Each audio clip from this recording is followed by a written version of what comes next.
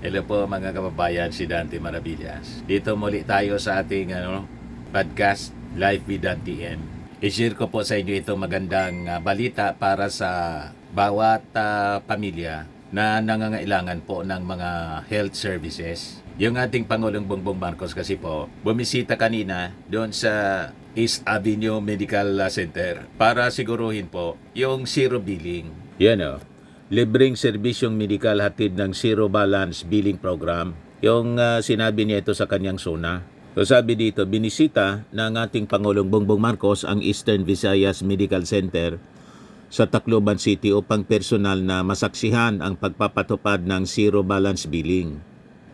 Sa ilalim nito, libre na ang hospital bill at wala nang babayaran ang mga pasyente sa pampubliko ospital. Tiniyak nito na may abot kaya at maayos na serbisyong medikal para sa bawat Pilipino ang hindi pinapasan ang mabibigat na gastusin. So kahapon ito mga kababayan, galing siyang Tacloban. From Tacloban, lumipod siya papuntang East Avenue Medical Center. Sabi dito, look, final hospital bills sa ilang pasyenteng na serbisyo ng Zero Balance Billing Program ni Pangulong Ferdinand Marcos sa East Avenue Medical Center sa Quezon City at saka sa Visayas Medical Center sa Tacloban. Patuloy ang pagpapatupad ng programa, covered ang lahat ng gastusin, kabilang na ang gamot at professional fees para masigurong lahat ng Pilipino ay abot ng libre at kalidad ng serbisyong medikal. Wala na talagang babayaran po. Zero billing program. Yan Kailangan malaman ito ng bawat family. Kaya sinishare natin ito na mga magagandang balita po na ginagawa ng gobyerno. Tulungan natin ang ating Pangulong Bongbong Marcos na maikalat ang good news na to para marami pong magkinabang. Kaya yung ating pakiusap, lalo na po siyempre sa mga supporters ng ating Pangulong Bongbong Marcos, mga Marcos loyalists. Pag ganitong mga magagandang ginagawa ng ating gobyerno po, sana naman tumulong tayo sa mga vloggers, pro-government vloggers na i-viral ang bawat mga videos po. Kasi nakikita natin, mga kababayan, sa totoo lang, pag yung mga achievements, mga magagandang ginagawa ng ating gobyerno, hindi ko maintindihan kung bakit ganun ang ugali ng mga Pilipino. Parang wala silang interes. Pag good news po, konti ang engagement, konti ang nanonood. Mas gusto nila yung mga intriga, mga marites na mga balita, yung mga controversies, mga balita sa korupsyon, ayun na nagbabiral. Pero mga ganitong magagandang ginagawa ng mga opisyal ng gobyerno, malamlam, matamlay. So, ang nangyayari po, yung social media, punong-puno ng mga viral stories na negatibo yung epekto sa ating community at sa ating pamilya. Kasi, mas nagkaka-interest yung mga tao dun sa mga masasamang balita. You see? So gusto nating baguhin sana. Kaya yung ating pakiusap sa mga Marcos supporters, pag mga good news po, i-viral ninyo. Pag bad news, wag na. Kasi makakasama pa yan. Tama yung sinabi po ni Ramon Ang, yung CEO, mga kababayan ng San Miguel Corporation. Ang ugalian niya ng mga Pilipino, madalas, yung mga kasiraan, yon ang binabiral, minamarites. Kasiraan ng airport, babiral nila. Tulad ng halimbawa, may surot, may ipis na nakita doon sa upuan sa airport, sa NAIA, babiral. Nasisira yung ating bansa. Pag mga magagandang ginawa, hindi na sila interesado. Pero sa ibang bansa niya, yung ibang mga lahi, hindi ganyan. Halimbawa, Singapore, pinoprotect nila yung kanilang bansa. Bakit mo kasi yung baho, yung mga kasiraan, kailangan mo pang ipalangalandakan? Di ba? Dapat baguhin yung mindset. Pero niya, sabi ni Ramon Ang, sa kanilang bahayan niya, marami ding ipis, maraming surot. Hindi nila binibidyohan para i-share sa TikTok. Tuwang-tuwa yung iba sa kasiraan ng iba. Lalo sa kasiraan ng ating gobyerno, ng ating bansa. Tuwang-tuwa, ginagawa nilang entertainment. You see? So ito ay i-viral ninyo kasi good news, papakinabangan ng inyong mga pamilya. Zero billing. Ayan yung ating Pangulo. Okay, ito yung patuloy natin pag-inspeksyon at pag-siguro na yung ating programa na zero billing ay unang-una na nagagampanan ng lahat ng mga ating mga ospital, ating mga staff, ating mga doktor, ating mga nurse, lahat ng ating medical services ay naunawaan kung ano ba yung programa at kung paano makapag-avail ang mga pasyente. Pangalawa dun, yung mga pasyente at saka kung family nila, kailangan din na malaman nila na merong ganito, na zero billing na. Lahat ng pinuntahan namin ay tinignan namin kung ano yung PhilHealth na kontribusyon. Siyempre, iba-iba, case to case, iba PhilHealth na kontribusyon, ano yung sa DOH.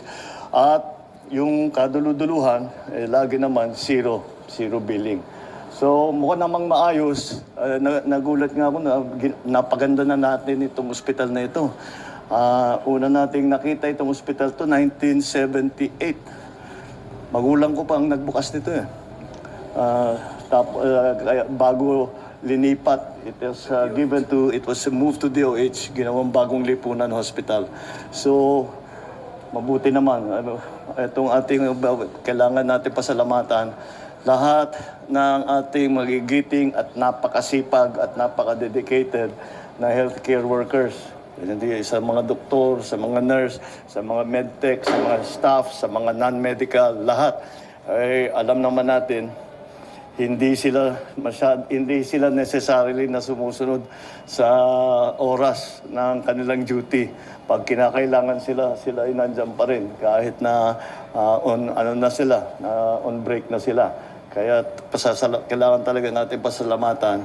Ito ang kabayanihan ng ating nakita nung COVID. At tuloy-tuloy nakikita natin ang kabayanihan ng ating mga medical health workers. At talaga naman, isa na ako doon. I was one of the beneficiaries. Kung hindi sa inyo, wala na ako rito. Natangay na ako ng COVID. Kaya again, that instinct of service, of dedication, they continue to show kahit walang pandemya. Nakikita natin, they continue to show at talagang malalaki ang puso nila para tulungan ng ating mga kababayan. So I'm happy to be able to report that the zero billing program is proceeding well. Siyempre, sa umpisa, we have to information drive, hindi lamang sa mga ospital, kung hindi pati sa pasyente. And I think we are succeeding in that. Dahil altogether, how many have we seen SONA? How many? SONA, 2,900. Dito. But all in all? 83 hospitals po yan. Doon sa pinanggalingan natin sa East Visayas, doon sa East Visayas, nag-12,000 na silang pasyente mula nung SONA. Dito, 2,000 na. So mabuti naman. At malaking bagay dyan, kaya ikalat ninyo ito, word of mouth. Kasi yung mga ibang pasyente, wala kayong binabayad, meron palang ganyan. So ikalat natin, palaman natin sa lahat ng tao para hindi na sila nagdadalawang isip na magpatingin, magpagamot, at magpagaling. So, thank you very much. Maraming salamat. Thank you again to our doctors, our nurses, our medtechs, our non-medical staff. Thank you, thank you, thank you, thank you. Salamat. Ayan ang pakiusap ng ating Pangulo. Ikalat po natin. Itong video ito, ikalat po ninyo para magkinabang yung inyong mga pamilya pag nangailangan sila na dalhin sa ospital. Zero billing na po. Magpagamot sila. Lahat yan bayad. Lahat ng ospital ng gobyerno po. All throughout the country. Napakasipag ng ating Pangulo. Talagang tinitingnan niya, hands-on siya. Hindi lang yung mga flood control po na defective. Yan. Balansyado. Zero balance billing sa mga DOH hospital, libre at walang babayaran sa charity ward. Walang kailangang dagdag na dokumento at hindi kailangan ng interview. Lahat covered, pati gamot at professional fee. Kung may reklamo, tumawag sa 8888. Isumbong mo kay Bongbong. Yan o. Parang yung issue sa flood control, di ba? Nagsagawa na ng investigasyon ng Senado. Ang dami pala ng mga flood control projects na hindi lang palpak, yung iba, multo. Ghost projects po. O ngayon, dito tayo sa Vice Presidente. Binanatan po ni ACT Party List Representative Antonio Tinio. Yan o, sabi dito sa report ng News 5, walang karapatan magreklamo ang taong hindi nagtrabaho. Pumalag si ACT Teachers Party List Representative Antonio Tinio sa pahayag ni Vice President Sara Duterte na patuloy umanong na pag-iiwanan ang Pilipinas pagdating sa edukasyon. Silbing Department of Education Secretary si Sara mula June 30, 2022 hanggang July 19, 2024. Sabi ni Tinio, BP Duterte even failed to deliver even a tiny fraction of what was expected of her during her tenure as Education Secretary. Sabi ni Tinio, paano niya nasabing kulang tayo sa technology? Hindi nga niya naibigay ang mga pangunahing pangangailangan ng mga estudyante. Yan yung sinabi ni Sara doon mga kababayan sa Kuwait. May isog rally sa Kuwait. Sabi niya, in other countries, they are so modern. As for us, we are still in paper and pencil. Sabi ni Tinio, Vice President Duterte has the audacity to criticize the education system when she herself is the worst DepEd Secretary ever. Na back to you na naman po si Sara Duterte. Sige ang turo.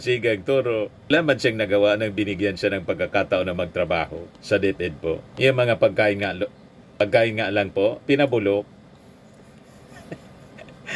So anong karapatan mo na magsalita? Siya nga po hindi nagtatrabaho ngayon, sige lang ang travel. You see, sabi ni Tinio, how can she complain about our students lacking access to modern technology when she could not even ensure they had basic textbooks and learning materials? How can she say that we lack technology when she was not able to give the basic needs for students?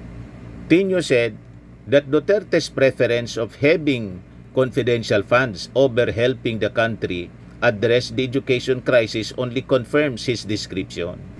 She paid more attention to the confidential funds of DepEd instead of addressing the learning crisis. You are definitely the worst DepEd Secretary ever, sabi po niya. Sabi naman ni ACT Chair Vladimir Kitwa, si Sara Anya has no moral standing to lecture anyone about the state of education. For her to pretend she is not part of the problem is a grave insult to Filipino teachers, learners, and parents who bear the brunt of government neglect. Diba? Na-back to you agad mga kababayan si Sara. She has that gal mga kababayan na magsalita na wala man nga po siyang nagawang mabuti. Yung mga ginagawa niya, lahat paninira ngayon. Sabi ni Samuel Saturnino, BP Legacy welga to every country she visits. Sabi ni Istam Cassia, pinagkakitaan ng DepEd, walang iya. Sabi ni Paulo Arcillo, Duterte Legacy, malugmok tayo sa putikan pag yan ang naging presidente. Sabi ni Cherry Veloso, tama, salita niyang pakong sa kanya sa Raulo. Naging DepEd ka, 2 years, laki ng pondo sa education. Inubos mo lang sa chichiria. Lustay pa mo, walang naipagawang classroom sa panahon mo. Backfire na naman po. Back to you. Pero tingnan ninyo yung ating Pangulong Bongbong Marcos. Ikot ng ikot para yung kanyang mga projects para sa ating mga mamamayan ma-implement na maayos. Tulad ng zero billing balance para sa mga nagpapagamot po sa mga government hospitals. Libre na po lahat sa charity ward. Anyway, yan po ang ating short video ngayon. Brought to you by I Am Worldwide Amazing Pure Organic Barley Powder Drink Mix from Australia. Yung gusto mag-try nito po, mag-message na lang po kayo sa amin sa Messenger. Pwede kayo na magnegosyo nito, magpa-orient kayo sa aking anak na architect entrepreneur, Riz Maravillas. So lagi nating tatandaan mga kababayan, sa buhay, you become what you believe. Ako po si Dante Maravillas. Bye-bye. God bless.